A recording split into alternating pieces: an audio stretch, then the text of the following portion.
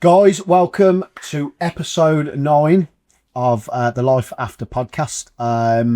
As always, I'd like to sort of say that we are going in another direction to where we were last time, and definitely, I think, not a subject we've touched on yet, really, in terms of the aspects that we're going to cover today. I always ask people to give me a little bit of a blurb on themselves before they come on. And having met this guy personally for 30 minutes, I would say his opening line describes him better than what I've had from most. And he says, I grew up in the UK with a sense of humour, a bit of stubbornness, and a drive to do something bigger with my life. And I would say that sums you up, mate. Welcome, Richy Thrower. Nice one, brother. Good to see you. Hopefully, yeah. I'd like to go back to the start, mate. Like I say, you've got some story, and we've covered nearly. We'll just do it all again. We've done it once already, but honestly, mate, some of the stuff that you've told me, some that you can't talk about. You sure? Allegedly. Sure, yeah. But no, honestly, some really good stories. So take me back to the start, mate. You as a kid, because that really is where it all started with you, isn't it? Yeah, defo. So, like, I grew up in a little town called Crewe in Cheshire. Nothing really happens in Crewe whatsoever. Yeah. So got a football team, isn't it? Well, and a train station. Yeah, it's where the train stopped. Yeah. That's how everyone knows Crewe. Yeah. Crewe, is that where the train stopped? That's where you change on the train, yeah. Don't go anywhere further than the train station. But yeah, so grew up, and I was always just a bit of a wild lad in the sense of, I was always bored. I wasn't naughty in the sense, like, but, you know, I was just bored. There was nothing to do. And there's, you know, it's sad now because there's still nothing to do in Crewe. So there's loads of little shits that were just like me running around. Not that were. Nothing, no. Because you've got Bentley, you've got the train station, you've got an hospital. So people tend to work at one of them three, and that's really it. Do you know what I mean? The rest is, I'd say, High Street, but they've just knocked all that down as well. Okay. And built a nice £11 million car park in the middle of it. Okay. Which is great money spent. So yeah, just always a bit wild, really, and you know, doing bits and bobs with mates, and just being a bit of a terror, really. You know, always getting into fighting and stuff like that. And again, it was never me starting them. Mm-hmm. It was always because you were the bigger lad, people kicking off and sort of trying to prove a point. But then you told me before we came on, you're an only son, as it were. You've got your sister. Yeah. I think that was a contributor in terms of, like, sometimes when you got brothers and you know. I got into a lot of trouble because I had a sister. I know what saying. I'm fucking glad I never, mate. I'm glad I never. And yeah, it was one of them. Like once, and she'll laugh her head off when she's watching this. So, like, you know, when like there's going to be a fight in school and the whole school sort of walks behind you, there's going to be a fight. Yeah, you know what I mean? And everyone was behind you. Stadium on the foot. Yeah. Well, some lad had whacked my sister. A lad at the time. He'd punched my sister in the head. Right. And someone told us, I was like, right, Sam, let's go and find him. Right. So he was hiding down the ginnel next to this sort of garden fence. I'll never forget. I cracked him and I put him through the garden fence. But then I got suspended. Right, yeah. For that. And it was always stuff like that all the time. Okay. But it was always somebody else kicking off. And I'd just retaliate, but probably an easy target now. They get a reaction. Yeah, exactly. Alive, isn't it? But you live and learn, don't you? So, didn't like school? Hated it. Did you? Absolutely. Get out quick enough. Do you know what it was, mate? It was, I look back now when I was asking all the right questions. Like, we had our religion teacher, before you choose what you had, was the same as our science teacher. I'll never forget this, right? So he did, or she did, both subjects? He did, yeah. So he literally, we had science, and we were doing like the human, what's it called, and saying, we'd all come from monkeys and stuff like that. And then we had a religion lesson next, and he was telling us that we come from Adam and Eve. And I was like, and literally, all I did, right? Yeah, but you said. Literally, that's all I said. I said, listen, I said, you're a fucking hypocrite, mate. Yeah. And he was like, what? I was like, you've literally just been telling me half an hour ago that we come from monkeys, and now you're telling me two people were shagging under a tree. Nose thrower. Yeah. And he's like, just shut up. Yeah. Just shut up. But like, you look by now, and you're not asking it. That's not even a stupid question. You're asking the right question. Oh, yeah. And I got suspended for that because you kick off. Do you know what I mean? Not kick off, but I was like, no, answer me a question. Like, you've just been, which one is it? Yeah. And it wasn't the wrong question, do you know what I mean? But it was always stuff like that. So you're asking all the right things, but I was just bored, mate. I was like bored out of my head. I think boredom leads to trouble, doesn't it? Ultimately, Yeah. Find something to do. But yeah, did you leave her any grades, or was it sort of the case just get through it? And I had to get escorted back into school. So I got expelled in year 10. Right. And then so I got put on study leave for 2 years because they literally didn't want me in the school. But they're like, listen, you can still, because we'd lived in Germany when I was a bit younger, I could speak fluent German. So was that due to Dad being in force? No. So he worked for Bentley at the time. So he got a contract with VW over there. Right. And so I sat me German GCSE in year 8 in school, and I got an A star in it. So like, I was like, do you know what I mean? Like, give me all you year 11, it's gonna fuck up. So we did that. So they're like, listen, you've done really well now. We want you to sit, because the headmaster was always dead sound. He was, he was always sort of like, listen, you're a bit of a twat, but you're a good lad, really, at heart. Yeah. You're our twat. Yeah. So he's like, you're going on study leave, but you come back for your GCSEs. So I used to have to turn up on my GCSEs, turn up at the gates, and he'd literally march me in, stand outside the door, do my GCSE, and he marched back out because I wasn't allowed at school whatsoever. Yeah. And I'll never forget, it's about FUDGE with my GCSE. So when you go to pick up your results, and like the results went down, it said FUDGE. So it was like the headmaster giving me GCSE results, obviously knowing what they were going to say. Yeah. And I looked at him and was like, oh my God. And he was like, what's up? I was like, it spells fucking fudge. And he went, well, at least you listened in English, have a nice life, sort of thing. And then, it just carried on really, like, because I was getting in so much trouble before my GCSEs and before leaving school and stuff. And like the police were at the door quite a bit and stuff, all for fighting and just being a little twat. My dad was like, listen, you're going in the army. Like, I've had enough here. You're not living here anymore. Like, I can't deal with it anymore, sort of thing. Before we come on, I mean, for me, again, it's you. It sounds like you had a bit of a 2.4 children kind of. I mean, you said your dad was sound and yeah. But what was the triggers with the trouble then? What? I don't know. I mean, when crew. Yeah. I mean, I suppose wrong environment, but whether it's so my mum and dad split up when we were quite young as well. Okay. And basically we went on holiday. We used to go on holiday to Bali every year. And then the 6 weeks holiday, first day we were there, mum cheated on my dad. In Bali? In Bali, yeah, on the first night. So my dad caught them shagging in the hotel. Literally, he was at the bar sort of thing. Fucking hell. Mad. And I only found out this about recently, probably 3-4 years ago. So I never even knew. So how long was you there? How long was the holiday? 6 weeks. 6 weeks. So me and my sister never had a clue. Both of us until recently, like. So we just pretended that nothing happened. So we had a go holiday sort of thing, which, I'd take me out of to him because absolutely. I would not have been able to do that. Bigger man than No, I'd have killed them both. Yeah. Killed them both. Amazing. And so they obviously split up.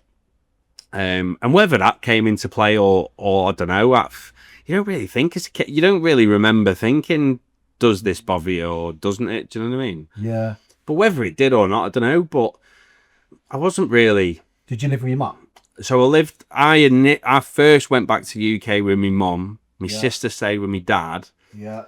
Which must have killed him even more because of what happened. Like, nobody told us. If I'd have known that, I'd have obviously stayed with my dad. Do you know what I mean? I definitely think, Rich, when you, I'm not saying you lost a parent, but to a degree from a capacity point of view, you did.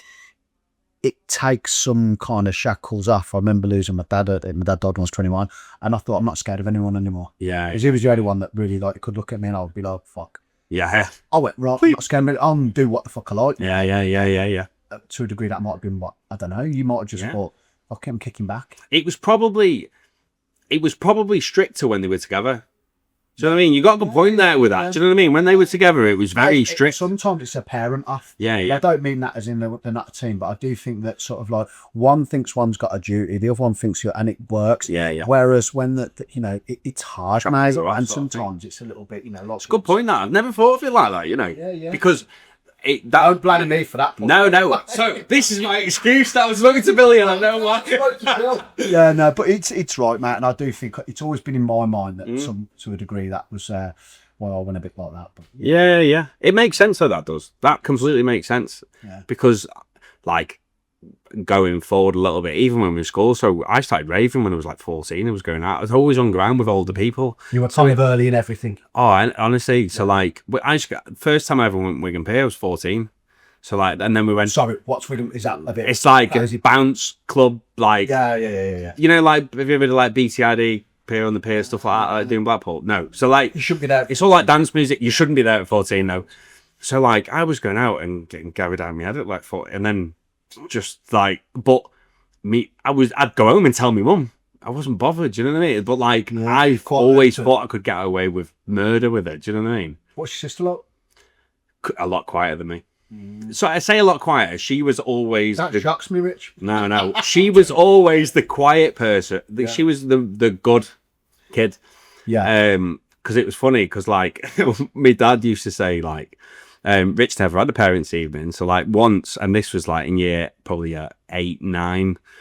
My dad went to a parents' evening in school, and they got pulled. She was like, Richy Thrower, are you Richard's dad? Yeah. I went, yeah. Why? He says, when's Richard's? He says, oh, it's going to be tonight. She says, oh, he never told me yet. But my sister was like, oh, we got parents' evening now. I was like, fuck that, don't fucking that. So he sit down, and apparently he sat down, and her, like, I think it was maths teacher, sat down, and he asked the question. He was like, so what is Richard like? I've not heard anything back yet, because we've just come back from Germany, sort of thing. And she sat him down and she's like, Richard is different than Becky. That's the name, is he? He's easily distracting. Basically, he's an evil bastard. I always just get a moral report kind of thing. But like, even in maths, we'd sit in maths and I'd be like, you'd be doing algebra and I'd be like, when am I ever going to use this? Yeah.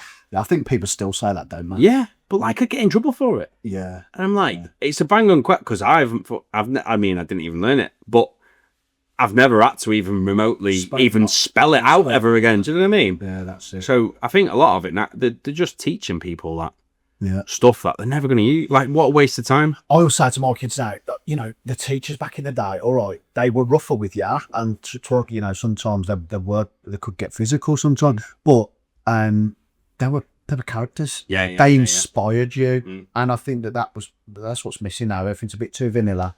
And that's how the kids come out, every kind of thing. But okay, so clubbing, taking pills at 14. And then what next? Just went in the army. Okay. And it was, do you know what? So what age did you go on? 16. And so straight after. Was it like that 2-year gap where you just camed it? Yeah. So like, so I was then still coming home because I got into music. I started DJing then. Okay. So I was going backwards and forwards to Germany all the time. Back to the UK to play at events when I was like 17. Yeah. So I wasn't even old enough to get in the club, but I was playing like a veteran already. Yeah. And I love music. Like I still now, you know, enjoy it. And do a DJ? No.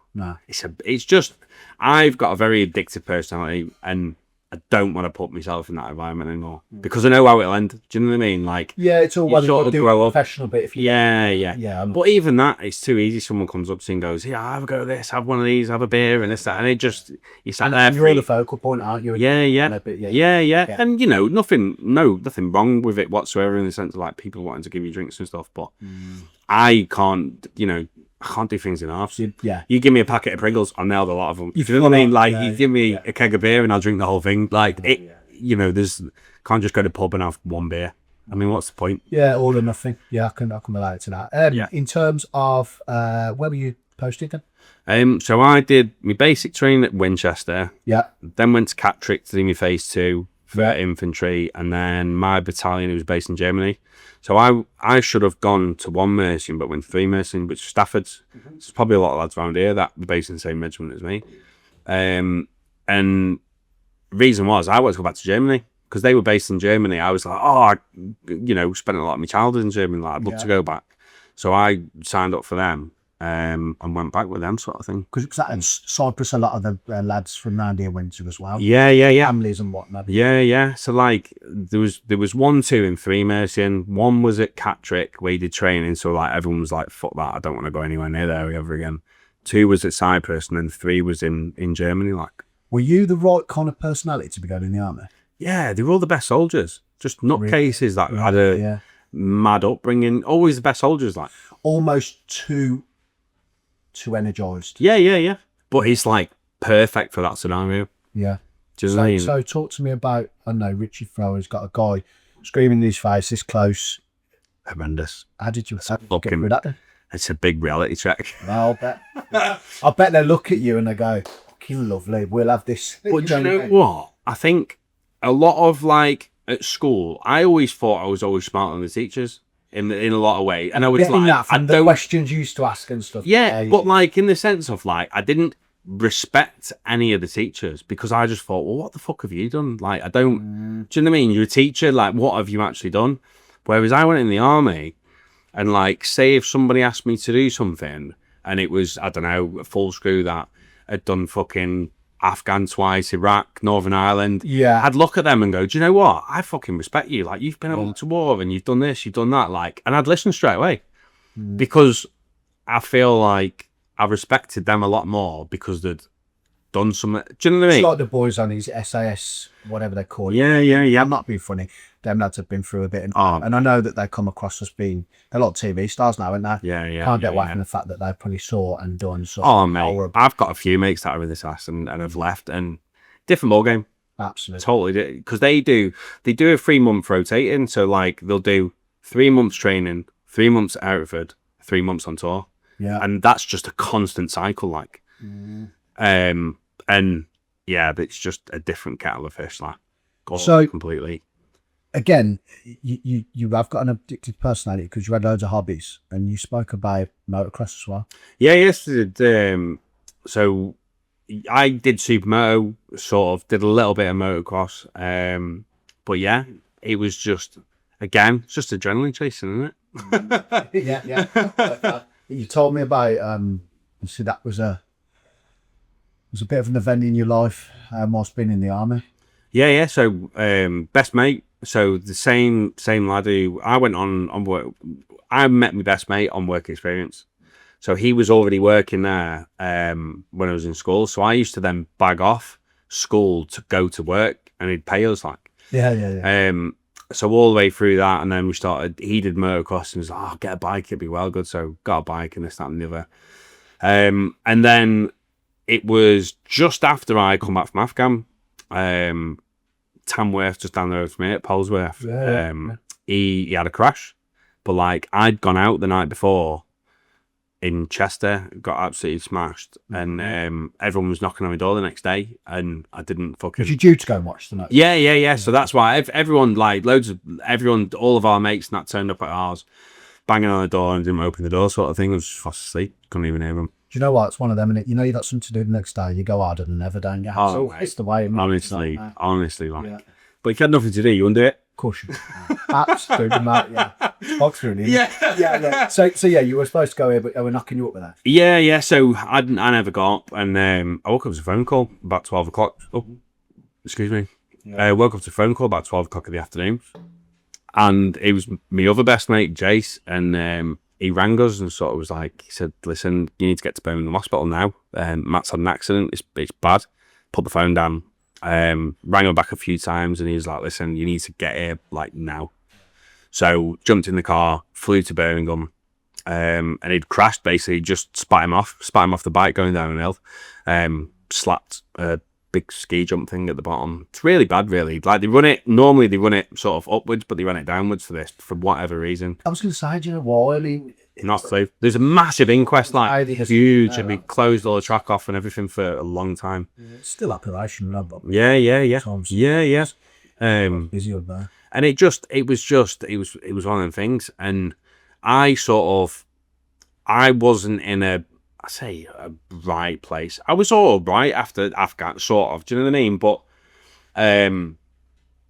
I'd come back from there, and I was sort of like, you come back, don't you? You come back and you go, right, I'm safe, I'm at home, and with all my mates I grew up with, everything's sort of through it. Yeah. Safe sort of thing, and that happened. So I was meant to be in a course on the Monday, and I rang me platoon sergeant at the time, and I was like, listen, I'm in Birmingham Hospital, my best mate's going to die, like, it's turning life support machine off at 7:30 in the morning. Can you sort out me not going on the course, and I'll just come back to Germany instead? And he's like, it's not immediate family, get your fucking course, and just put the phone down on me. So you know, that was the sort of, that phone call, mate, was the start of a long, slippery slope. Like, so me sergeant major then, he rang us the next day. I just thought, right, me mate was like, just don't ring him back. Just let's deal with this first. So sergeant major rang me the next day and was like, listen, I've heard what's happened. I know you're off. You obviously haven't turned up to your course. Yeah. And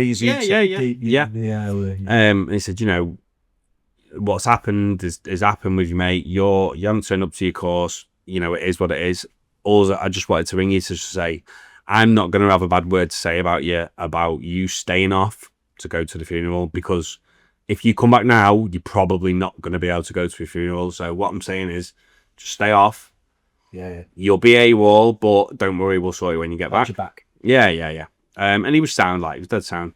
So I then went back to Germany probably like 3 weeks later, and it was the day after the funeral. And the funeral was mad in the sense of, because I was AWOL from the army, I was paranoid out of my head because the funeral was just getting postponed because of the inquest that was going on because of the crash and stuff. And I'll never forget, so I was a coffin bearer, so we're driving up to the crematorium. It's a massive cemetery in Crewe, and there was 2 coppers stood outside the crematorium, and I was like, fuck, I'm gonna get arrested and they're gonna fucking take me away. So I said to Jace, my other best mate, I was like, what should I do? He's like, mate, you're gonna have to get out and run. I was like, Sam, no matter. Right, I'll see you in a bit. So I got out of the car, sprinted across the cemetery in Crewe. Literally but it was funny because of so got all the way to town. I probably ran like 1.5 miles, 2 miles, like everybody got there sort of thing. And I was coffin bearer. Jace rings me phone, was like, where are you? It's like, I'm in fucking town, like why? He's like, mate, they're not even here for you, they knew Matt. I was like, you're fucking joking. You're fucking joking. So I had to run back, and I'm like, the whole fucking funeral is waiting outside because I'm a coffin bearer. So they haven't even got the coffin out of the car. Like, you just started back in. So literally, just got, and his dad, Matt's dad's up and going, fucking hell, Thrower. Like, what the fuck? I was like, but like, it was funny. It made everything a bit more laughable, sort of thing. And honestly, I actually picked this coffin. I was like, he's like, right, get the fucking, you know, get him up, sort of thing. And I was like, you're gonna have to give me a minute. I just fucking ran like 3 miles. Fucking hell. I know. Coffers look at you again. Well, this is it. But do you know what? They never said anything. Like, they obviously knew something was up, but they never said nothing. So did his funeral, and I was just, it sent me round the bend like massively, because even like, and it just proper screw loose. So even we went to the wake after.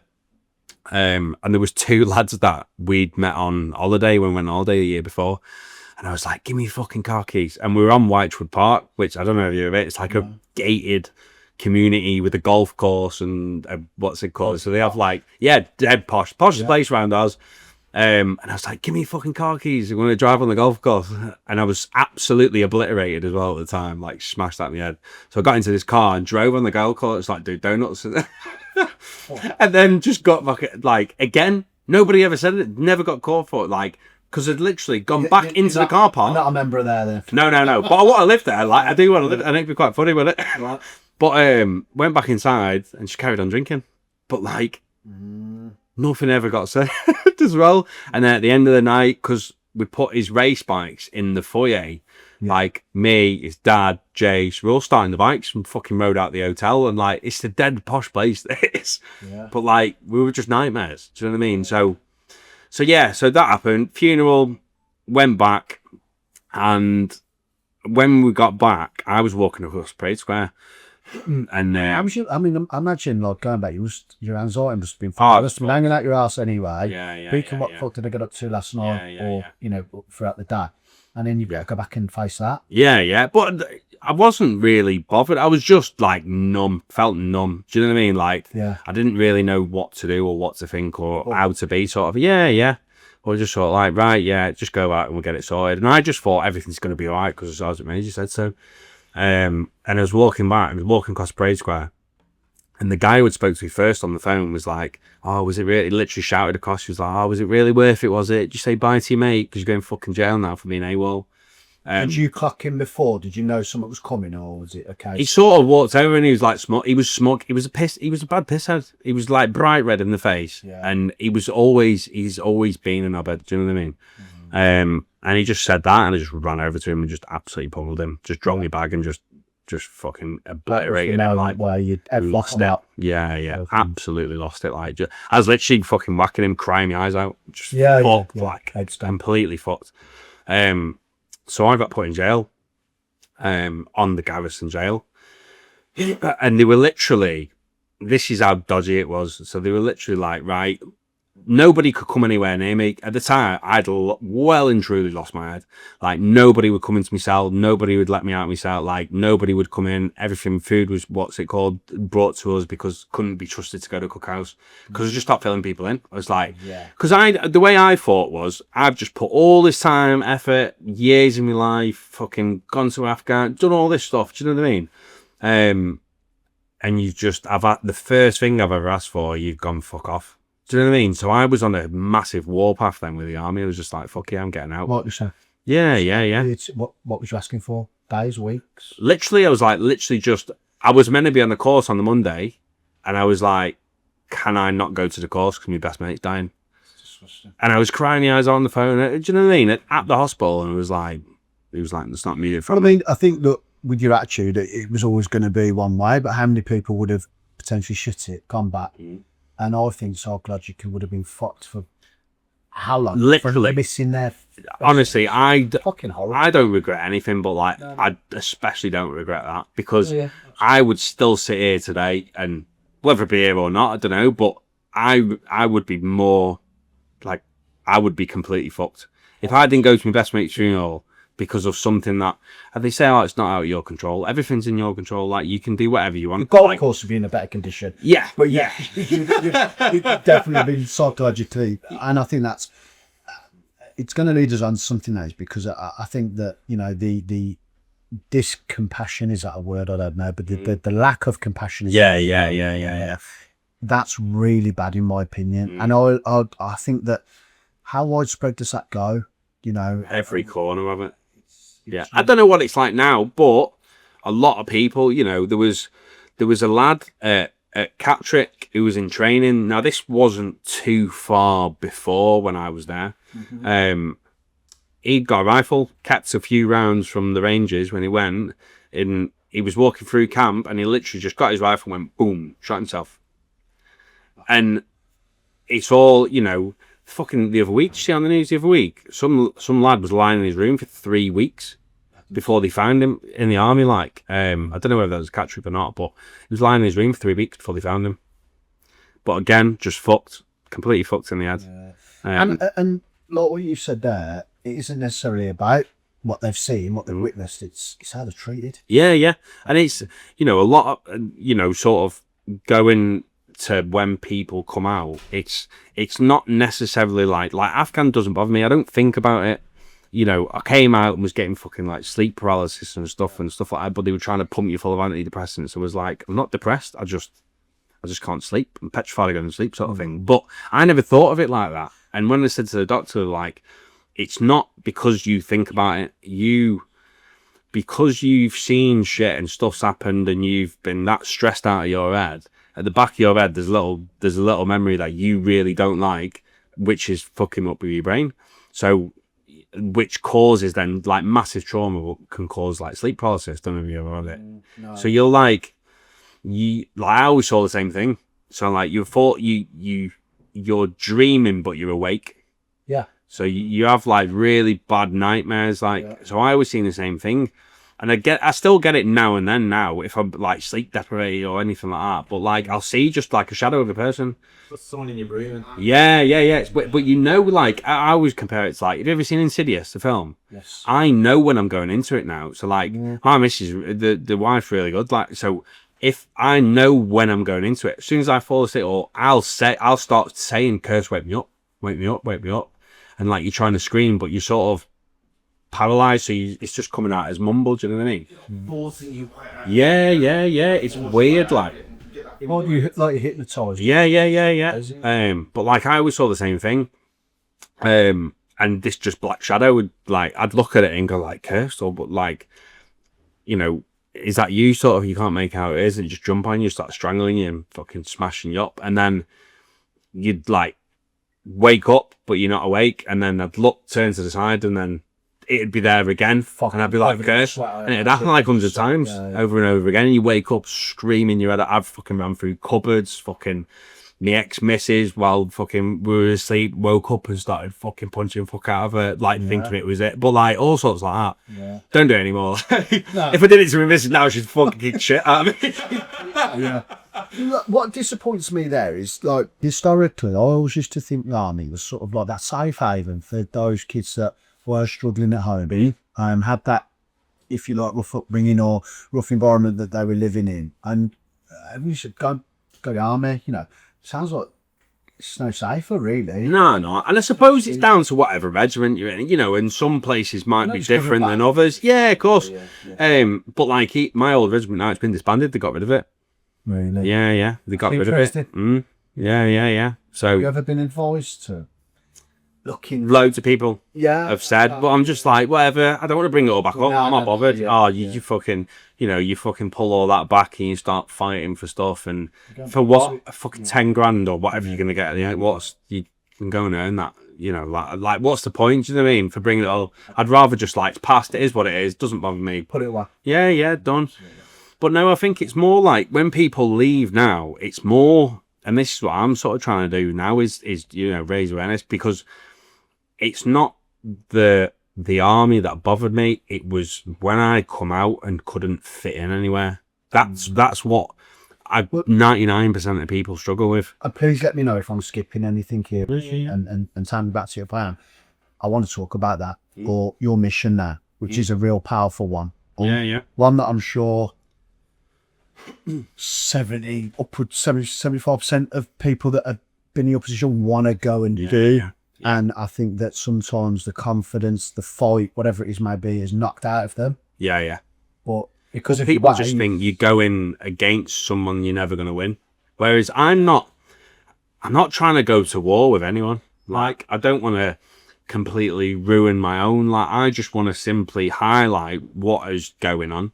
And fact, do you know what I mean? It's all my own experiences, you know, with big army charities coming out of the army, do you know what I mean? Ended up homeless, fucking living in a door of my fucking car at the time, or make sofas and stuff like that. You know, I rang all these big charities and said, listen, I'm fucking struggling here, like, and that was the first time I'd ever asked for help. And on that, and it took a lot to even pick up the phone, sort of thing. So go back there then, mate, and I know it's hard, but just talk to me about those times. Yeah, it's fine, like, and you know, obviously I left the army then in a very abrupt way, and they were just like, listen, are you going to carry on behaving the way you're going to behave, or are you going to leave? And I went, what are you on about? And like, are you going to carry on behaving the way on this warpath that you're on, or are you going to fuck off? And I was like, come in here and I'll show you. Well, it sounds if you were being asked, are you going to do as you're told? Yeah. And I was like, no. So I was like, oh, sound, I'll leave then. You're like, okay, sound. And a week later, I was gone. Okay. So I sort of left really abrupt, but still, you know, Matt had just died, come back from Afghan, all these things. And on top of the fact that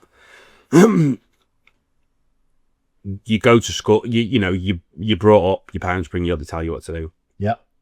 Then you go to school, they tell you what to do. You then leave school, went straight in the army, they tell you what to do. I came out of the army at like 21, and I was like, what the fuck do I do? You've had a life of authority. Yeah. And I was like, what do I do? You know, I worked on camp, lived on camp, went to school, you know, brought up sort of. Do you think that, so, and again, I'll go back to what I said to you, you know, earlier on, you'd always been told what to do to a degree, or like you'd bent the gears, or you'd sort of condived it. Well, there was always that guidance. Yeah, there was always that guidance. Like, yeah. Oh, cool. You would just, you know, didn't know how to write a CV, didn't know how to fucking, you know, do this, that, and the other. Didn't, like, I had my driving test. I did my driving test when I was there. That's literally it. Yeah. You know, I did some, like, you get your E-class when you leave.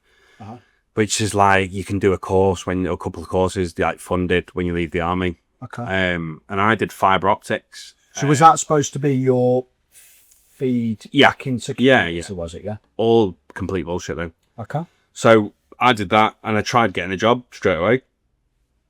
Virgin, Cali Communications, Sky, BT, all them. They're like, well, you've got a load of qualifications, but you've got no experience. I was like, yeah, but I'll just learn on the job. And like, it doesn't work like that, mate. Yeah. Like, so I never got a job doing it. So it's a complete waste of money.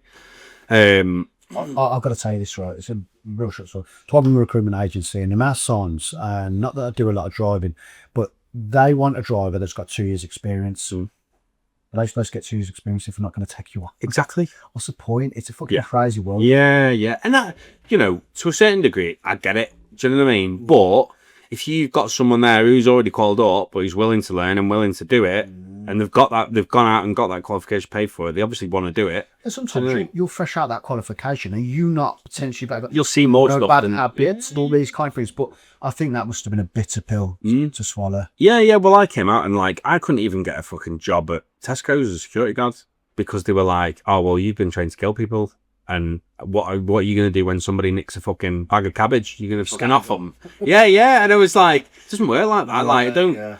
But you know, even I went into the job centre and I was like, I want a job because you're told when you leave the army, anyone will give you a job. Bullshit, like pillar of the complete bullshit. Like couldn't have been any far wrong if we tried. And who was telling you that message? All of the army, everyone, you know, all your family in that, and it was, you know, I went into the job centre and I was like, right, I just left the army. Can I get a job today? And I was like, no. It's like, yeah. No problem. This is what you do. Because I was asking all my mates and my dad and that, what do I do? How do I get a job? Because the only place I'd ever been was the fucking careers office for the army. So they're like, well, go to the job centre and ask them. So went to the job centre and I said to the ladies, like, right, I just left the army today. What start with today? Or, you know, tomorrow or whatever. I'll do anything. Just want to keep busy sort of thing. Yeah. And my head was fucking screw loose anyway at the time. And the woman just was like, well, what we'll do, we'll put you on the dole. As soon as we can get you a job, obviously come off it. I was like, I don't want to be unemployed. I want to start work today or tomorrow. And they're like, you know, doesn't work like that. And I was like, well, I've just been in the army. I've just come out. And the woman literally. That was your ace, but yeah. Every time you put it down. Yeah. You just got it fucked off. But like, I said that to the woman. When I said that, she just laughed at me and was like, it doesn't work like that. I was like, this is weird. So like, that whole thing of not fitting in sort of thing, do you know what I mean? That started then come into play. But you'd go home and then my dad would be like, you got a job yet? And I'm like, I can't get one. And I'm like, oh, shut up. You've just come out of the army. Like, surely it must be you sort of thing. I was like, stop fucking me. Like, I'm trying to get a job.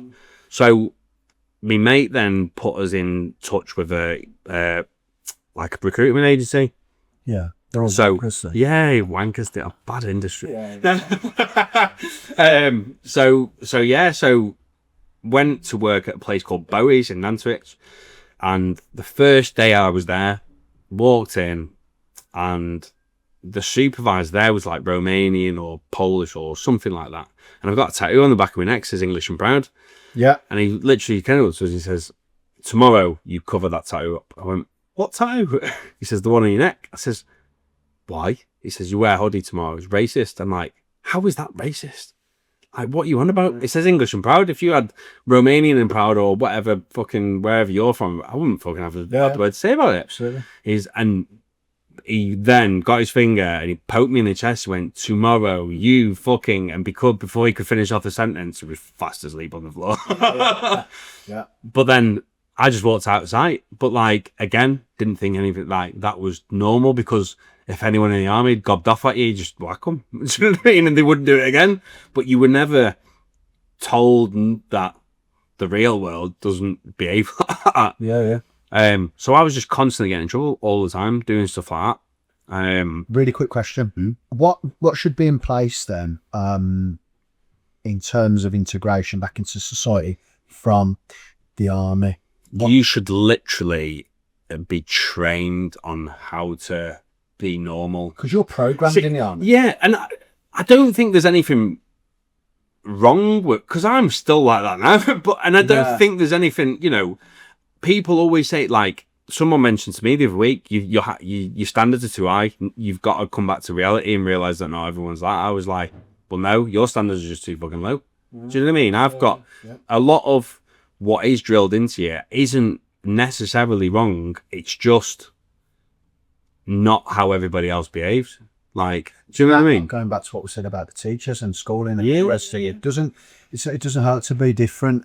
But I think that it's hard to be different these days. It's really sort of... It's lonely, isn't it? Yeah. And you'll know yourself running your own business. Really, a lot of... Even coming out football as a PFI. Yeah.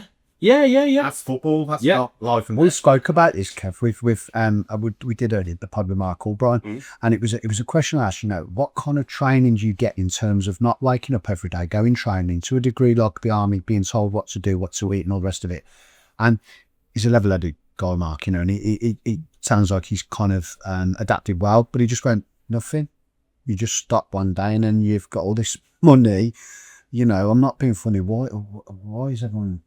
And that was the line of the army. And it's this. I always say it's this. It would be similar as prison. Do you know what I mean? You're institutionalized, and then you just let out to the big wide world. More like prison. Yeah.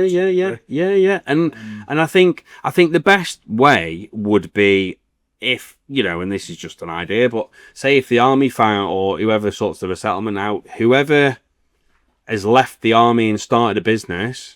All them businesses, as part of the covenant or whatever, have to employ, and they don't necessarily have to pay. If the government pay them and they just take them on to work with people who are ex-forces as well, who have already left, then you work with them for whether it's half a year or whatever, and you're paid by the government for your universal credits or whatever, but at least you're dipping your toe into normal. But you've still got lads who are on the same level as you. Yeah, exactly. It can advise you and say, fucking civic hunter, don't wear like that. So, do you know what I mean? And that would make a huge difference, because a lot of the time you feel like you've got nobody else to turn to talk to. Do you know what I mean? I left and all my mates were in Germany. Yeah. But because I didn't go to my local regiment, there was nobody local who I could speak to. Do you know what I mean? And nobody really understood. So you mentioned a few things, and one that's sort of stuck with me: sleeping in cars. How did it get there? Again, just I was fucking a riot, like in my dad's house, and it wasn't. I didn't even get kicked out. I chose to leave because it was like, you don't understand. Nobody understands me. Like, you don't get it. Do you know what I mean? And so look yourself. Did you feel good enough? Did you feel like I just felt like you're shit. a part of it? No, I just felt like shit. Yeah. You feel like you've just been part of all this and that and the other, and then everyone was like, because my dad knew. So I got 2 confirmed kills in Afghan, and my dad knew that, and he always was like, "Oh, it's because of this, it's because of that, it's because of that." I was like, "It's not. Like, it doesn't bother me. Like, I literally just want to crack on and be normal, like just fit back in. Let me do it. Like I just want to. And it was more the sort of nagging. Oh, you need to do this and you need to do that. I was just like, how the fuck can you advise me on what I need to do? You don't know what's going on fucking here, or even what's going on with the real world, because you've worked at the same job for donkey's years. Do you know what I mean? You don't know how it's worked. Like, yeah, and again, you've got to respect that. I mean, in a way, but it just sounds like it's not enough for you. Your personality. That's not gonna get the blood pumping. And I always sort of thought like I'd never. You sit there and you think, oh, I'll just go and get a normal job. I was like, as much as it was the norm, I've never wanted the normal job. Do you know what I mean? I've always been like, what else can you do? And I've always been like, sort of, I'll go and sell trainers, or I'll do this on the side, or do that on the side, and other things that we can't. But like, you've got these people going to get the sand money every month. They pay the bills. They know what they've got to spend. They're happy as a worst thing you can have. But they're happy, aren't they? Doing it. They are happy doing that. But they're not. It's just because they don't know any different. Yeah, and again, I suppose there's a safety net in it. And you're a risk taker, you're not a risk taker. I think something. I think that goes with your addictive personality. Yeah. Say that. Okay, so when did and let's talk about some. When did things start to get better, man? Probably 4 years ago. Last week. No, good. No, so I eventually then, going through the shit, I got a job as a security guard, and I thought, what I can do instead of go into what's it called, I can work a night shift and then I can go to sleep there, or work a day shift then go to sleep there on a night when the night guard's on. So I was doing that for ages, like, and I was doing the doors on a weekend. But you was left alone as a security guard, I imagine. yeah, you were just in your own space. Yeah. And I was always, because you were a bigger lad, sort of, you just left the army. To be fair, that's the only sort of industry that looked at you and was like, oh yeah, you'll be mustard. You just left the army. Do you know what I mean? Like, it's the only place I could find that actually was like, oh yeah, well, you know, we'll give you a good job, we'll give you a decent job because you're in the army, like you'll be a good security lad. So finally someone's talking about the army being positive. And so I literally just took to that like a pig in shit and went from security guard doors to being an ops director for a global security company for a different company within 6 years. So all of a sudden you just gone your bang. juices are flowing. Yeah. It's all starting. Yeah. And I love chaos, like, because it was nuts. Like, there's all, you know, you've come onto shift, fucking 6 people would blow out, and you'll know the same. It's like a recruitment company, but with more red tape. Yeah. Organised kind of. Yeah. And but I used to love it. I used to love coming in and go, oh fucking hell, this has gone wrong, that's gone wrong. What he's thinking there, that needs. But I'd love it. I'd absolutely love it. I'd love sit there, go, right, there's 30 problems. How am I going to sort? And then when people go, oh, you're never going to be able to sort it, I need to go home, and I just go, listen, you go on. It's fine, I'll sort this. We'll get it sorted. And every single time we got it sorted. Yeah. So he sort of went by it. So I went supervisor, manager, general manager. And then I went to another company to be ops director. And that was fucking brilliant. And I loved it. But there was a load of shit with the previous company got bought out because they were fucking money laundering, stuff like that. And this is where it started taking a turn again. So when I went to the new company, the old company that was there before they got bought out, they were money laundering fucking drug money and all sorts in Liverpool. So nobody was actually doing any work. So I got brought in and came from a company that would always get shit done. Like, no matter how shit it was, everybody would muck in and get everything done. So everybody at this new company was just involved in all the money fleecing and money laundering. So nobody actually did any fucking work. So I very quickly highlighted to the new owner how little everybody did because I did so much. And I became public enemy number 1 like that straight away. Yeah. So it was an open office, and this is where I started losing my head again. And it was an open office, and it got that bad that I'd leave my work phone on the side. I'd leave my personal phone on the side. Say if I went to go for a fag, I'd leave my personal phone on the side on voice notes to listen to what everyone else is saying in the office. Okay, like a dictaphone. Because no, it was just on my phone, just like voice note on my phone. Yeah. And I did that because people started trying to shaft me for stuff and like, oh, don't tell. And I had all the I've still got the recordings today, and they were like, oh, don't tell Rich this, it'll make him like a dickhead and they'll fuck him off eventually and we can just crack on doing what we're doing, sort of thing. So it was it was horrendous. But I'd be very vocal about it. I fucking know exactly what's going on here, don't you worry. But again, just try and shaft you, and you know, many a times I'd do like a day shift, and then, you know, because I was always one for lads. Say if somebody had blown out on shift and everybody else had gone home, I'd sit there and try and cover it myself. If I couldn't cover it, I'd go and take him off so he could go home, and I'd do a fucking 26-hour shift or whatever. And I'd done that loads of times. But I always got on with the lads and the security guards and stuff because I'd never asked them to do something I wouldn't do. Do you know what I mean? But yeah, so in the sort of midst of that, I was racing bike. I started racing again, but I was doing supermoto. So my bike blew up at one of the rounds and spat me off, and I couldn't get my bike fixed for the next round. This how I got into video stuff. I said to the club owner, I said, listen, I can't get my bike fixed for the next round. What if I do like a free video? Like, we'll just do like a little video. My sister's got like a shitty little camera at home. Yep. I'll do a little video for the club. We'll put it on YouTube and we'll see what it does. So put it on YouTube, got like 22,000 plays in a week. It was the first video put on YouTube as well. When was this? September 2021. Okay, yeah. And put it on YouTube, blew up, and it brought like $5,000 into the club in like spectators, entry fees, stuff like that for different riders. And it just boomed it. And he was like, Rich, I want you to do one of them for every single round. I was like, well, I want to ride my fucking bike. He said, well, you can do the video on the Saturday and still do the British Championship on the Sunday. I was like, and I'll pay for your racing. and I'll give you $4,000 for the rest of the year, or $5,000 for the rest of the year. I was like, So you were like, that's the mad commodity then. yeah. So started doing all these highlights videos, and I'd never touched camera in my life. I was just fucking winging it. Yeah. And he said, right, okay, do them for the rest of the year. Within 3-4 months, I was doing them for British Superbikes, World Superbikes in Nirvana, British Supermoto Championship, who I was racing with, Mini Moto UK Mini Moto Championship, all the major motorsport. And I was just like, I'm fucking winging this big time. Like, I don't have a clue what I'm doing. And I was just uploading them to YouTube, but everyone wanted them. And then I was flying to Spain for BSB testing to do the video for the weekend. And I had an email of HR from the security sort, and she hated me with a passion, like, beyond belief. And she just went, right, we need a performance review.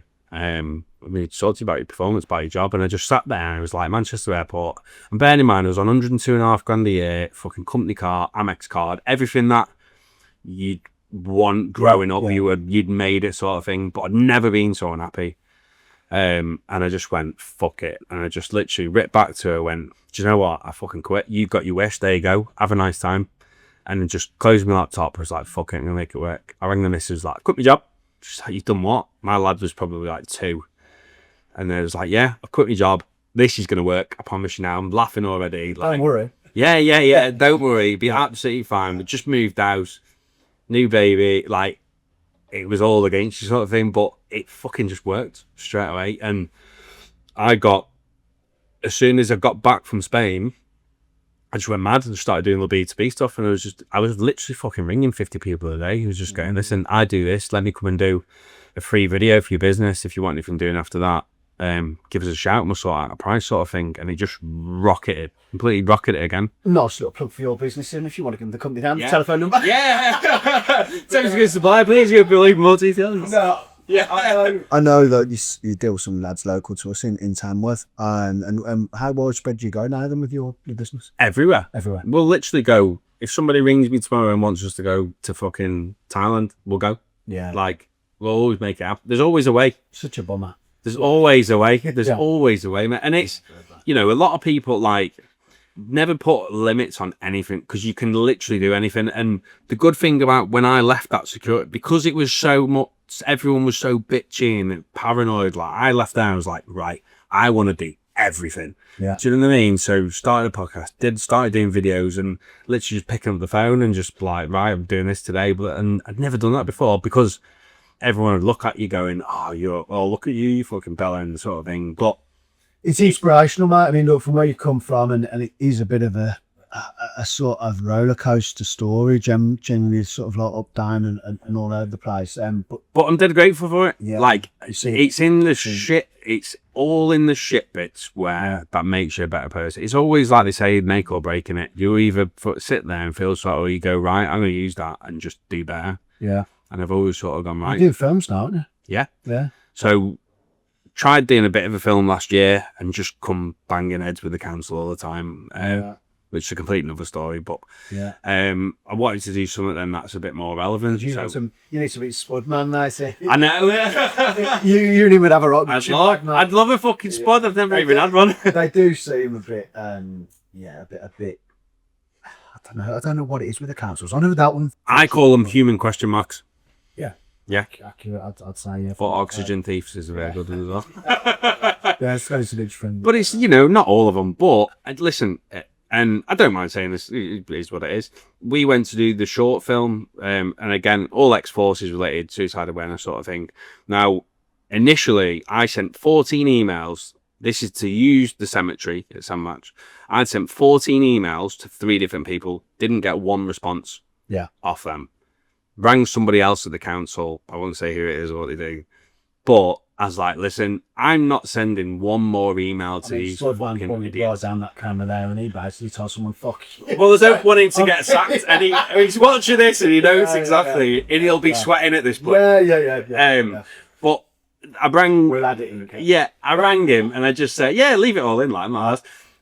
But I rang him and I was just like, listen, I'm not sending one more fucking emails to these people. Like, if they don't want to reply to their emails, that's their doing. I'm just going to do this. If they want to try anything, sound. Yeah. I'm just going to do it. So he was like, for fuck's sake, okay, just whatever. So they sorted out a meeting to meet somebody, and this is the fucking problem. They sorted somebody out to come and meet me on site. Right. From the council. Where you intended to film? Yeah. Yeah. From the council. And I was like, listen, I've sent loads of emails. Why is nobody getting, I don't know. I just do this and I do that. I've just come down here to have a look what you need, if you need anything else, or and then to go back to the relevant people and see whether you can have permission to do it. So it was like, brilliant. Right. Took him around, told him what we want to do.